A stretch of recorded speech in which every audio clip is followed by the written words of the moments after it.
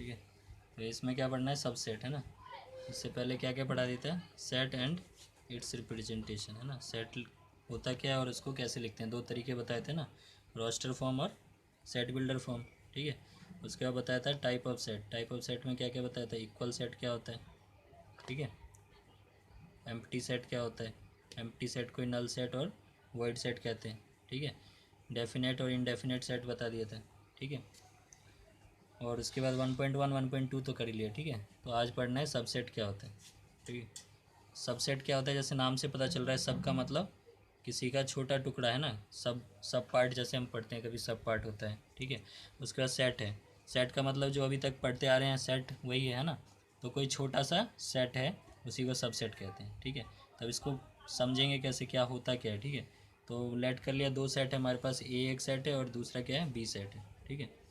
तो ए सेट और B set है, इन दोनों में कौन किसका सबसेट है ये देखना है। ठीक है। तो इसका जो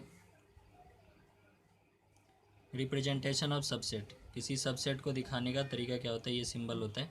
ठीक है। इस सिंबल से सबसेट का बताते हैं कि कोई किसी का सबसेट क्या है कि नहीं। ठीक है। तो इसका डेफिनेशन है, A is said to be subset of B if every element of A belongs to B. ठीक है। ए जो है, ए सेट जो है वो बी का सबसेट होगा।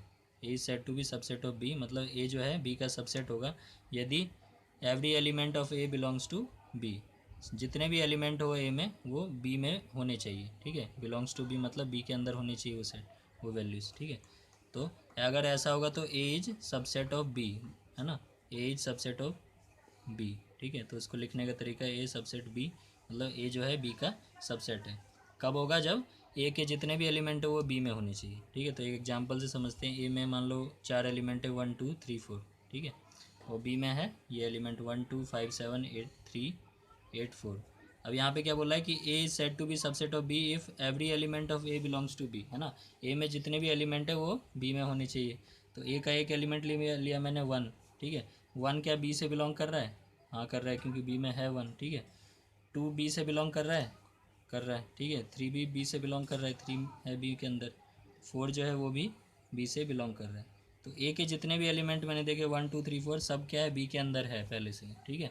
तो इसको क्या बोलेंगे, इस कंडीशन को बोलेंगे ए क्या है, सबसेट ऑफ बी है। ठीक है। और बी के जो है सारे एलिमेंट अगर मैं देखना चाहूँ, बी के सारे एलिमेंट इसमें है नहीं है ना, तो B is not subset of A. ठीक है। अब यहाँ पे एक इम्पॉर्टेंट पॉइंट होता है, याद रखने वाला। ठीक है। कि नल सेट, ठीक है, जिसको फाई बोलते हैं ना, या फिर क्या बोलते हैं, वाइड सेट बोलते हैं, वाइड सेट है ना, और एम्प्टी सेट बोलते हैं। ठीक है। सेट, ठीक है, is subset of any set. ठीक है। कोई भी हमारे पास सेट होगा है ना, तो नल सेट जो होगा फाइव या एम्प्टी सेट है ना, वर्ड सेट, वो क्या होगा, उसका सबसेट होगा। मतलब यहाँ पे हम बोल सकते हैं फाइव इज सबसेट ऑफ ए।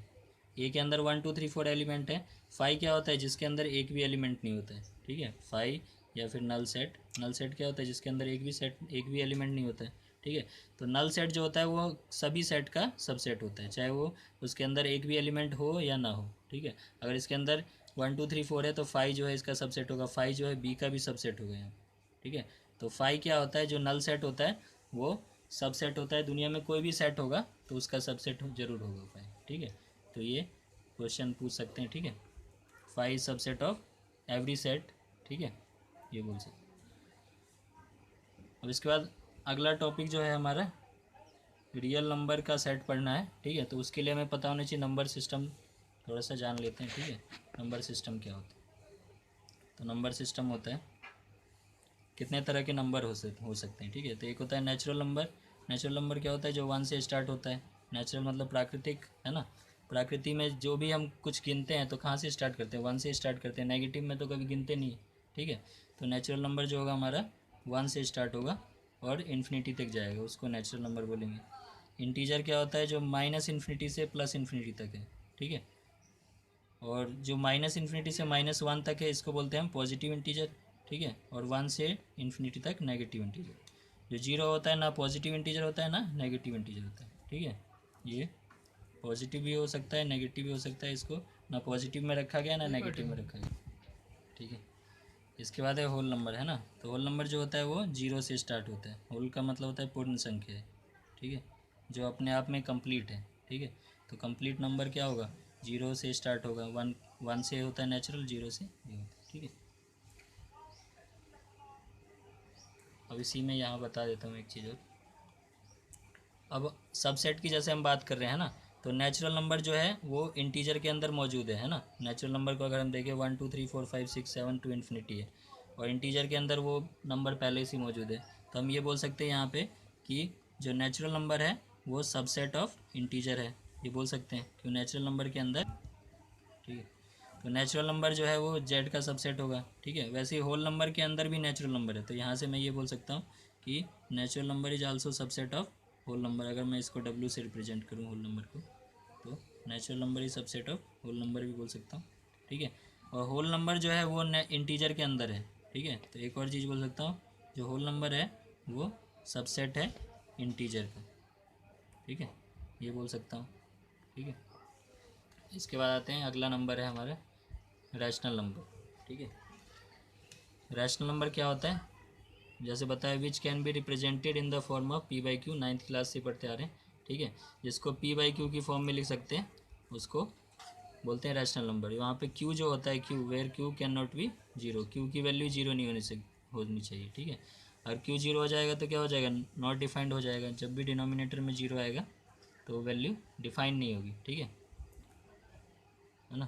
तो अब कोई भी नेचुरल नंबर भी है, इंटीजर भी है, होल नंबर भी है, उसको भी हम रैशनल नंबर बोल सकते हैं। क्यों बोल सकते हैं, क्योंकि अगर मैं 1 के नीचे 1 लगा दूँ तो ये पी बाई क्यू फॉर्म में आ गया, पी अपॉन क्यू, है ना। ये भी पी बाई क्यू फॉर्म है। तो जितने नेचुरल नंबर है, इंटीजर है, होल नंबर है, वो सारे रैशनल नंबर होते हैं, ठीक है। और ये नंबर भी रैशनल नंबर है, ठीक है।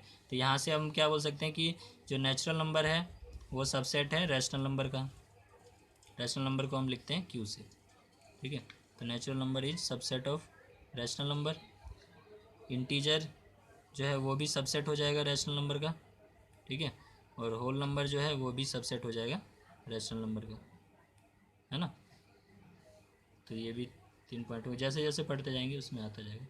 अब इरेशनल नंबर क्या होता है, which can not be represented in the form of P by Q, जिसको पी बाई क्यू की फॉर्म में नहीं लिख सकते, ठीक है।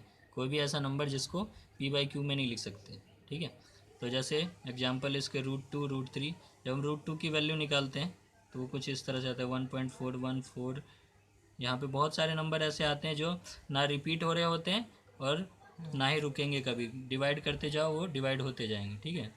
तो इस तरह के नंबर को बोलते हैं नॉन टर्मिनेटिंग, ना रुक रहे हैं, है ना, टर्मिनेट नहीं हो रहे। और नॉन रिकरिंग भी बोलते हैं। दोनों चीज़ें एक साथ हो रही हैं यहाँ पे, ना रिपीट हो रहे हैं ना टर्मिनेट हो रहे हैं, ठीक है। तो ऐसे नंबर जो होते हैं वही इरेशनल नंबर होते हैं, ठीक है, जिनको डिवाइड करने पे क्या होता है, ना रुक रहे हैं ना फिर ना ही वो रिपीट हो रहे हैं, ठीक है। तो पाई जो है वो भी इरेशनल नंबर होता है। पाई को हम 22/7 लिख देते हैं, ठीक है, लेकिन ये इसकी एग्जैक्ट वैल्यू नहीं है, ये अप्रोक्सीमेट वैल्यू होती है, ठीक है। ये हम अंदाजे से लिख रहे हैं। अगर हम पाई की वैल्यू निकालने जाए तो 3.14, और रिपीट होते बहुत सारी वैल्यू आती रहेगी जो ना रिपीट हो रही है ना रुक रही है, ठीक है। तो पाई भी क्या है हमारा इरेशनल नंबर, ठीक है। अब इसके बाद सबसे लास्ट में जो जिसके बारे में पढ़ना है, जिसके अंदर सारी चीज़ें आ जाती है, ठीक है, उसको पढ़ते हैं। क्या होता है रियल नंबर। रियल नंबर मतलब वास्तविक संख्या है। वास्तविक संख्या क्या होगी, जो वास्तव में प्रेजेंट है, जो एग्जिस्ट करती है नेचर में, है ना। जो भी नंबर दुनिया में एग्जिस्ट करती है वो सारे नंबर्स क्या होंगे, रैशनल नंबर, ठीक है। जो रियल लाइफ में एग्जिस्ट करती है, या फिर हम ऐसे ही बोलते हैं जिसको हम नंबर लाइन पे लिख सकते हैं। नंबर लाइन क्या होता है, इस तरह से प्लस इन्फिनिटी इधर जाएगा, इधर माइनस इन्फिनिटी जाएगा, ठीक है। अब इसके बीच में बहुत सारे नंबर हो सकते हैं, जैसे 0 और 1 के बीच में बोल सकते हैं 0.0001, है ना, 0.1 भी बोल सकते हैं। तो बहुत सारे ऐसे नंबर हैं इनके बीच में, ठीक है। तो जितने भी नंबर इसके इस नंबर लाइन पे लिखे जा सकते हैं वो सारे क्या होते हैं, रियल नंबर होते हैं, ठीक है। तो इरेशनल नंबर भी इसके अंदर आ जाएगा, रैशनल नंबर भी आ जाएगा, whole number, integer, natural number सब आ जाएंगे, ठीक है। तो जितने भी तरह के नंबर अभी हमने पढ़े हैं सब इसके सबसेट होते हैं, सब इसी के अंदर पाए जाते हैं, ठीक है। तो हम यहाँ से ये चीज़ लिख सकते हैं, ये मैंने लिख के दिखाया। Natural number is subset of real number, integer is subset of real number, whole number is subset of real number, rational number is subset of real number. T जो है हमारा इरेशनल नंबर को टी से denote करते हैं, तो irrational number is also subset of real number. ठीक है, ठीक है। अब अगला टॉपिक है interval of subset of R. R क्या है? रियल नंबर, आर से लिखते हैं, है ना, रियल नंबर। तो रियल नंबर के इंटरवल ऑफ सबसेट, है ना, ऑफ रियल नंबर। तो रियल नंबर के इंटरवल में सब इंटरवल वाले सबसेट कैसे लिखते हैं, ठीक है, तो उसके बारे में देखना है। तो रियल नंबर हम अभी बताया मैंने कि नंबर लाइन पे जिसको लिख सकते हैं उसको रियल नंबर बोलते हैं। तो इस नंबर लाइन पे कोई बहुत सारे नंबर हो सकते हैं। तो इंटरवल क्या होता है? इंटरवल का मतलब क्या होता है कि एक पीरियड होता है ना। इंटरवल मतलब एक वैल्यू से एक फिक्स्ड वैल्यू यहाँ पे होगी, ये दूसरी फिक्स्ड वैल्यू यहाँ पे होगी, इन दोनों के बीच की जितनी भी वैल्यूज़ होगी वो उस इंटरवल में लाई करेगी। जैसे मैंने नंबर लाइन पे बोला 2 एक नंबर है, 5 एक नंबर है, ठीक है। तो इन दोनों के बीच की जितनी भी वैल्यू है वो 2,5 इंटरवल के बीच में लाई करती है, ठीक है। तो क्या क्या हो जाएगा? 3 हो जाएगा, 4 हो जाएगा, है ना, ठीक है। अब 2 होगा, 5 नहीं होगा, वो अभी आगे देखेंगे, ठीक है। तो 2 और 5 के बीच में जितनी भी वैल्यू होगी वो उस इंटरवल में पाई जाने वाली नंबर्स, ठीक है ना। तो अब इंटरवल जो है दो तरह के होते हैं, एक होता है ओपन इंटरवल और दूसरा होता है क्लोज इंटरवल, ठीक है। तो ये वाला जो इंटरवल है हमारा, इसको बोलते हैं क्लोज इंटरवल।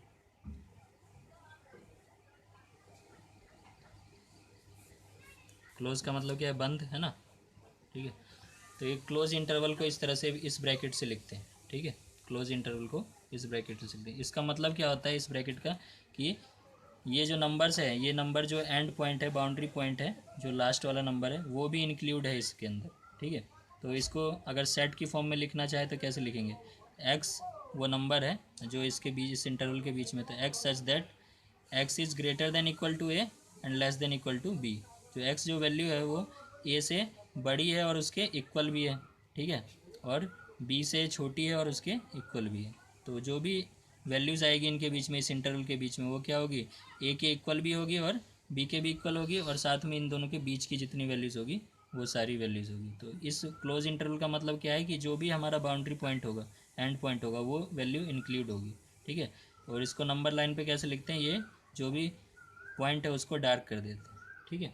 जैसे मैंने एक बदले के बताया 7 और 10 को देखना है हमें, ठीक है। तो नंबर लाइन पे 7 होगा, यहाँ 8 होगा, 9 होगा और इधर 10 होगा, ठीक है। तो ये कौन सा इंटरवल है? Close interval. तो क्लोज में क्या होगा? 7 भी इंक्लूड होगा और 10 भी इंक्लूड होगा, ठीक है। तो इसके अंदर जो वैल्यूज़ आ जाएगी 7, 8, 9, 10 चारों वैल्यूज़ आ जाएगी, ठीक है। अगर इसको मैं सेट में लिखूँ तो हो जाएगा 7, 8, 9 और 10, ये चार वैल्यूज़ आ गई, ठीक है। और सेट बिल्डर फॉर्म में अगर लिखना है तो कैसे लिखेंगे? X such that X is greater than equal to 7 and less than equal to 10, ठीक है। अब इसके बाद आते हैं हम, ये हमारा है क्लोज इंटरवल। क्लोज इंटरवल पढ़ लिया हमने, ये है ओपन इंटरवल, ठीक है। ओपन इंटरवल क्या होता है? जो इस तरह के ब्रैकेट से लिखते हैं, ठीक है। तो इस ब्रैकेट का मतलब क्या होता है कि जो हमारे एंड पॉइंट्स है वो इंक्लूड नहीं है, वो वैल्यूज़ हम नहीं लेंगे, ठीक है। तो जैसे सेट के फॉर्म में लिखे तो X such that X is greater than A less than B, है ना। तो और नॉट इक्वल टू ए है ना, ए के इक्वल नहीं है, ए से बड़ा है और बी से छोटा है, ठीक है, लेकिन ए और बी इंक्लूड नहीं है। तो इसमें जो ये सर्कल बनाते हैं इसको डार्क नहीं करते। क्यों नहीं करते? क्योंकि ये दोनों वैल्यू इंक्लूड नहीं है। जैसे मैं एक नंबर लूँ यहाँ पे 5 और 10 ले रहा हूँ, ठीक है, और इस वाले ब्रैकेट से मैं दिखा रहा हूँ ओपन इंटरवल से, ठीक है। तो इसका नंबर लाइन पे लिखूँगा 5, इधर हो जाएगा 10, ठीक है। ये ओपन इंटरवल का साइन है और ये इसके बीच की वैल्यू जो भी होगी 6 हो जाएगा, 7 हो जाएगा, 8 हो जाएगा, 9 हो जाएगा, ठीक है। तो कौन कौन सी वैल्यू हो जाएगी? 5, 6, 7, 8, 9 और 10, ठीक है। तो ये वैल्यूज जो होगी ओपन इंटरवल के अंदर आएगी। अब कभी कभी क्या होगा, एक साइड ओपन हो, एक साइड क्लोज इंटरवल होगा, ये क्लोज इंटरवल, और एक साइड ओपन इंटरवल। इसका मतलब क्या होगा कि जो क्लोज साइड है ये वैल्यू इंक्लूड होगी और जो ओपन साइड है वो वैल्यू इंक्लूड नहीं होगी, ठीक है। तो ए जो है वो इंक्लूड है तो उसको सर्कल को डार्क कर दिया, बी इंक्लूड नहीं है तो उसको डार्क नहीं किया। जैसे एक एग्जांपल यहाँ पे छोटा सा ले लेते हैं। यहाँ पे ले लिया मैंने 2 और इधर ले लिया 7, ठीक है। तो 2 वैल्यू इंक्लूड है और 7 नहीं है। 2 को यहाँ पे बनाएंगे, इधर 7 बनाएंगे। तो 2 को सर्कल डार्क कर दिया मैंने, 7 को नहीं किया, ठीक है। तो यहाँ हो जाएगा 3 4 5 6 7। अब इसको अगर लिखना चाहे इस फॉर्म में, है ना, तो कैसे लिखेंगे? 2 लेना है हमें, है ना, क्योंकि 2 जो है 2 के इक्वल होगा, ठीक है। ये वाला इंटरवल का मतलब होता है इक्वल, है ना, क्लोज इंटरवल।